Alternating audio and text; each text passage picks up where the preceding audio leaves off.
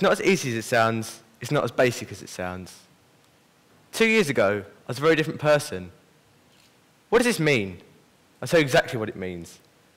Despite amazing parents, I felt I had no sense of direction into my future. The future was empty. So as you can see on the screen behind me, I've got a picture of my mum and dad, and they've always taken care of me from a young age, and they're always ever so supportive. One day I realised that my future was like the Tube network. How dull and boring. Oh, and it's been all like a roller coaster at Thorpe Park. Not too many loops, as that would make me really quite sick. I realised I was stuck in the queue, watching people make progress, while my part of the queue hadn't moved yet. This was until Wednesday the 14th of September 2016. Why is this date so significant, many of you will wonder? It was the date of, it marked the start of my induction to becoming a police cadet of Essex Police. I completed the 12-week induction course where I made many connections between myself, police officers and police staff. I was officially made police cadet by repeating the oath on the 18th of January 2017. As you can see on the screen, I've got a parade photo from when I very first started, and it feels like a world ago. I soon had access to a range of camping trips with other units, which would take me completely out of my comfort zone, where I'd meet many amazing people from other units. And I talk to many of them on a daily basis, and they're great people to talk to and share experiences with. Soon after, I learned that policing isn't all that TV claimed it to be. It was something better. It's about making connections in the community to bring results and talking to them on a human level. Using this, I built loads and loads of confidence. I applied for the position of Deputy Head Boy here at Passmore's in September 2017. Fearful I would lose, I was questioning myself. Am I aiming too high? I sung the words, "I'm only human after all," to all 1,077 students of Passmore's Academy, to be amazed that people voted for me and liked me. Could I have done this without the connection between me and Essex Police? I don't think so. I collected my fast pass and ventured to the streets with the constables. This made me look back at why I was so far in the queue. It was because of my autism, which wasn't diagnosed until October 2015, at the age of 12. Despite being high functioning, it still poses its challenges to day-to-day life. Should a diagnosis stop me from seeking connections and limit my potential? The answer is no. The diagnosis enabled me to understand myself better and for people to understand me much better.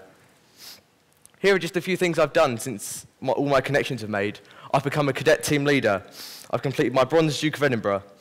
I've attended over 40 incidents, shadowed 2 arrests, become Passmore's head boy, and participate in a parliamentary debate. Another remarkable example in how you can make progress in life is treasuring the people that you have around you and stepping out of your comfort zone using the connections you have. So in the top left, you've got a picture of my family, who are, as I said before, are the most closest people. And next to that, you've got a picture of me and Peter O'Kearney over there in the audience, who has given me endless opportunities that I couldn't thank him enough for. And then below that, you've got PC Rob Hans, that's with Peter Kearney in the audience there, who's been absolutely amazing. He's the one that introduced me into police cadets, and I wouldn't be the person now if it wasn't for him introducing me to it. And then you've got my Duke of Edinburgh group in the top right corner. That's a common sight for all of us. Walking, walking, walking. That's all we did. And then you've got my friend Molly on the slide as well. She's amazing. I can talk to you about anything. Same goes to Lily Pearson as well. Absolutely amazing. And then you've got a picture of my dog, Tallulah. She was brought as a family pet, but in actual fact, she was a therapy dog. She made it so I was good with pretty much any dog after that. And I couldn't thank my mum and dad enough for giving me the opportunity to take care of such an amazing animal. One of my biggest inspirations was my granddad. He showed me that if I had any goal, I could score it. And his previous achievements got me thinking. He was a councillor for 11 years and chair of Harlow Council from the years 2000 and 2001. He showed me it's the little things that mattered when you're making progress. For every chocolate bar and for every funny story that he told me, it made all the difference when I was making progress. My name's Harry Beavis, and I've come here today to show you that anyone can be part of a connection or help someone make a connection. I come here to change perceptions as well, not like the way they do on Channel 4, but in a human way. Let the possibilities be endless.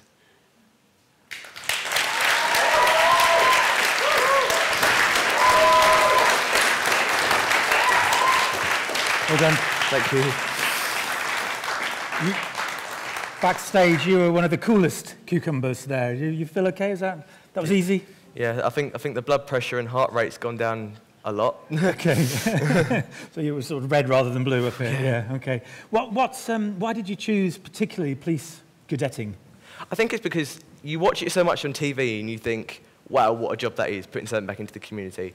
Whereas I actually wanted to get involved with that. And yeah, I look at that as a future career. I fully admit that I see that as my future career. And I want to get involved with everything that's going on. To get involved? Yeah, to get involved. What's been the hardest part of it? You talked about the training, the things that you've attended. Which was the one that you thought might put you off? Obviously, you see it on TV. Sometimes you don't see the nicest of things. But I get taught in such a way by the brilliant officers and everything at Harlow that no matter what happens, you work as a team to overcome that, which is just amazing. I couldn't thank my team enough for everything they've done. You've done brilliantly to thank everybody so publicly today, which is, again, we talked about the attitude of gratitude. It's great. So the times where you feel where things are hardest, having a team around you allows you to get by. Yeah. Can I ask you about the autism as well? Yeah. How would you describe that? Having autism, being autistic, however you want to phrase it. How would you describe that to somebody else to help them understand? You see the world in a completely different way. So you'll see an open door, whereas I think, why is the door open? See, the minds think in different ways. So we see you're sitting there thinking, why has nobody shut that door? Yeah. But no, it doesn't bother me that no one's closed the door. It's just an example. Yeah, okay. And how do you deal with that? As I said, by using the people around you and talking to them and explaining things as well. Yeah. Okay. And you would recommend, what would you say to somebody who's saying, I'm thinking about police cadet, but I'm not sure, I don't know what to do, I might be Army or Navy or something else, traffic warden? What uniform? It's an amazing experience, and I think anyone who gets the opportunity to be a part of it, all I can say is make the most of it. It's a brilliant thing to be a part of, and just don't miss it. Make the most of the opportunities while the doors are open. Yes, even though they are. Even though it is, Brilliant, thank you very much, Harry, thank you very much.